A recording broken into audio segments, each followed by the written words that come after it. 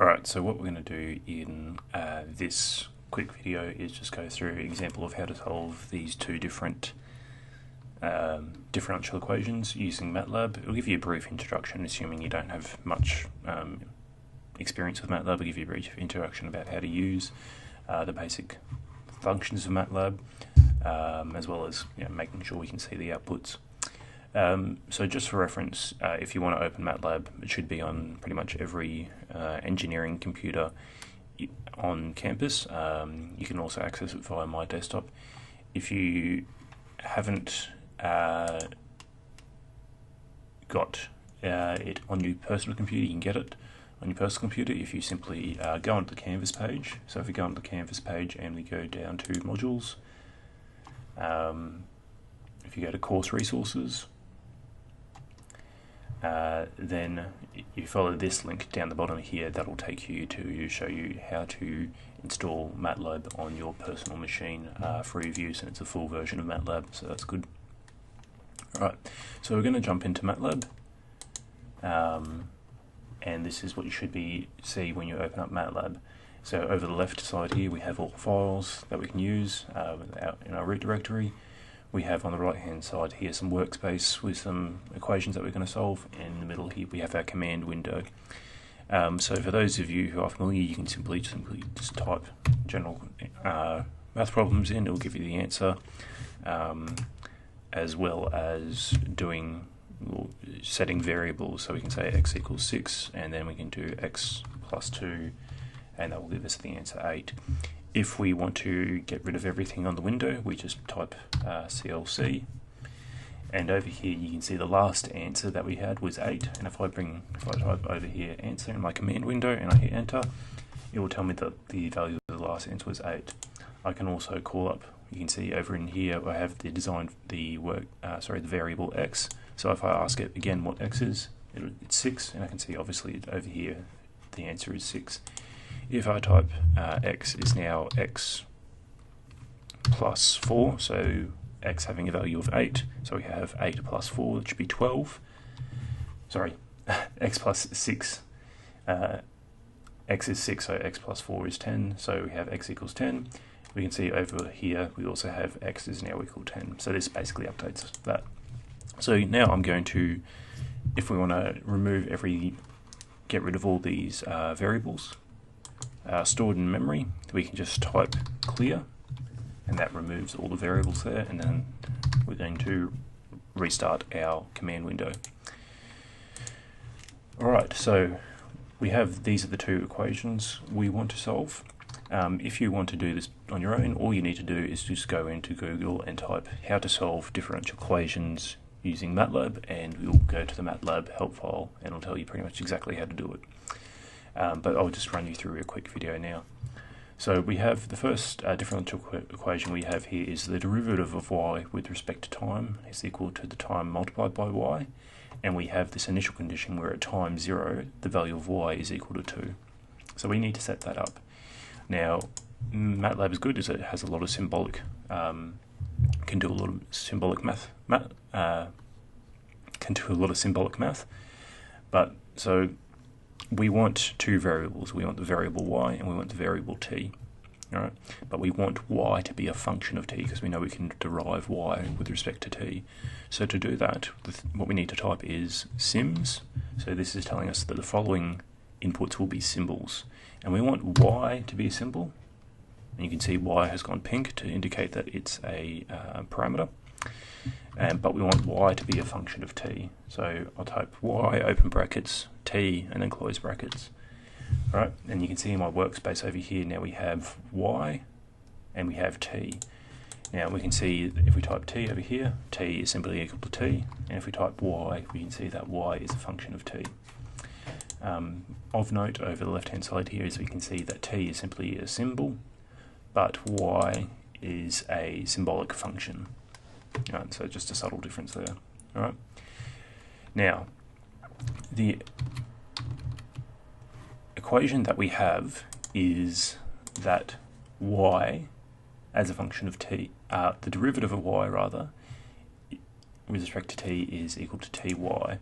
So what we want to say is that, and the way we write that is that the derivative, if we differentiate y with respect to t, we know that that will be equal, and we're defining it to be equal. So when we define something to be equal to something else, we do equals twice, and we define the derivative of y with respect to b to be equal to t multiplied by y. Okay. Now for us, I'm going to store that as another variable. So I'm going to call this my equation input. So if I go to the start of my line, and I'm going to call it the variable EQN. So the equation that I want to model is going to be that the derivative of y with respect to t is equal to t times y. And if I hit enter, then we can see here in our workspace we have a new symbolic function, which is EQN, which is of what I've just defined. Alright, so you can see that EQN is a function of t, and that we have there that the derivative of y with respect to t as a function of t is equal to t times by y. Alright. Now I can go and actually solve that equation now. So if the equation to solve differential equations symbolically in MATLAB is dsolve. So if I type DSOLVE, and I want to solve my equation EQN, which is this term here. All right. And if I hit enter, it tells me that the solution is some constant out the front here, multiplied by the exponent of t squared divided by 2. Okay. Now, the reason why we have this unknown constant is because we haven't given any boundary conditions, right? And the one boundary condition that we do have is that when t equals 0, we know the value of y is equal to 2. So we can set that up. So the next thing we want to do is we want to set up our conditions. All right, now I'm going to call my conditions cond. See, as I called my equations EQN, I'm going to call my conditions cond. All right. And what we want to have here, the condition that we have is y, remembering that y is a function of t, so y at 0 is equal to 2. And remember, we're defining it to be equal to 2, so I need to type on this side, I need to type the equal sign twice, because my condition is that when t is equal to 0, y is defined to be 2. Alright? And that goes through like that. Now you'll notice that when I type these equations, they're always coming up and giving an output in my workspace. If I want to stop that from occurring, all I need to do is type cond y of t equals 0 is defined as being equal to 2. If I type a semicolon after that, that will stop that from being printed to the screen. Alright, so it's just a way of saving space and saving outputs. Alright, the next thing is, now I want to solve that equation again. So I want to use that dsolve. Alright, but now you can see when you type in a function, an inbuilt function, it tells you what you can type in, so we can put in our equations, and then after that, to put in our conditions, we just have to type a comma and then conditioned. So I'm going to type EQN, which is my equation up here, and then I'm going to type COND, which is my condition that when t is 0, y is equal to 2, and then I can hit enter on that one, and it gives me the result that the answer to this equation is simply 2 times the exponent of t squared divided by 2. Now, I want to plot that, alright, and I want to use a plotting function. So to do that, what I want to do is I want this answer here to become its own symbolic function, just like I have y as a symbolic function and I have EQN as a symbolic function. I want to have another function which is the answer of y, which is this answer here, the answer to our differential equation for y. So now you can go back to previous equations simply by using the arrow keys on your keyboard. So if I hit up on my keyboard, it shows me all the previous equations that I put in. Alright, so if I hit up and I go to dsolve, so that's the last equation that I've put in, I'm going to go back using my left arrow to go to the start of that sentence, and I'm going to change this to be a new variable. So I'm going to go y solution, the solution to y, so I'm going to call it y sol is equal to the output of that D-solve equation. And to suppress the output, I'm just going to put a semicolon on the end and hit enter. Alright. Now I might want to check that what the value of y-sol is, so I can simply type y-sol underneath it, and it'll come up with the answer. Note that in MATLAB, everything is case sensitive, so if I don't type a capital S, it'll come up with an error, and it'll tell me that, did you mean this thing? Yes, I did, and that's my answer. So the next thing we want to do is we want to plot an output. We want to see what that looks like in time. We want to see what this function looks like in time, or as a function of t, our answer to y. So to do that, I can use the function, it's called EasyPlot. So just type EZ-plot, and I just want to plot the value of y-sol. And if I hit enter, and that will pop up another screen, which has gone onto my other computer screen, and this is the answer. So between times here, 6 and 6, that's what my solution looks like, and it gives me the equation at the top there. Now if I wanted to plot it under a different time domain, the time domain it is actually plotted under is going to be, well, can't click here, but the time domain it's plotted under is from 2 pi to negative 2 pi. So if I wanted to plot it under a different time domain, so if I want to plot it from 0 seconds through to 10 seconds, what I do after y-sol, if I type comma, and if I put 1 square bracket, I want it to go from 0 seconds, and then a space, and I want to go, say, to 10 seconds. We plot it like that, then we get out this solution here. Right? And we can see that this equation goes off to a very large value, it goes off to 10 to the power of 16. Alright, so that's fine. Okay, so that's the one answer that we had. It's the one equation we had here. The second equation is a bit more complicated because we now have 2 parameters, and both y and z are going to be functions of t, and so therefore we have 2 unknowns, right, and 2 things. So we need 2 boundary conditions. So we have the derivative of y with respect to t minus z is equal to 5 times sine of t, and we have the derivative of z is equal to negative 4 times by y, and we have 2 boundary conditions, that at time 0 z is equal to 2, and at time 4 y is equal to 5. Alright, so those are our conditions, so we need to write those up. Now I'm going to clear my workspace, so to do that again I'm going to type clear, which removes everything, all the variables from my workspace, and I'm going to also want to start with a new command window, so I'm just going to type CLC.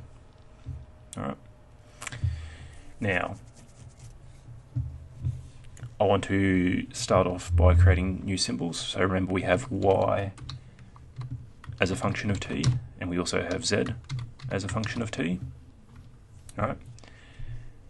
And now we're going to have 2 equations that we need to satisfy. We need to satisfy this top equation, and we need to satisfy the second equation. So we have 2 different equations that we need to satisfy. Alright. Now the first thing we can do is we can go, so we have now equations, so I'm just going to add an s to the end, and I'm going to make those equal to. So here we're going to have 2 equations, so we need to set up an array. The way we set up arrays is using our square brackets. Alright.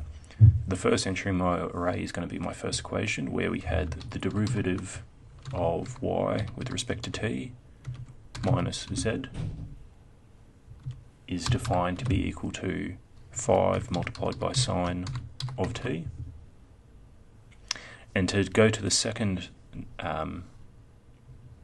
thing in my array, the second item in my array, I type a comma, and I don't have to press spaces, but I'm going to put in a comma, and then I'm going to type in my second equation, which was the derivative of z with respect to t is defined to be equal to negative 4 multiplied by y.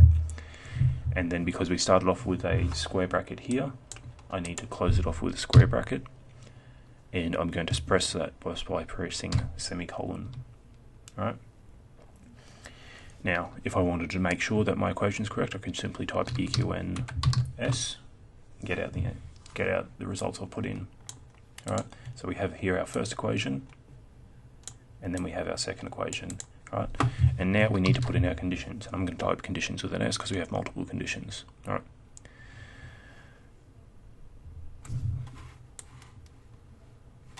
So the first condition that we had was when t equals 0, z was equal to 2.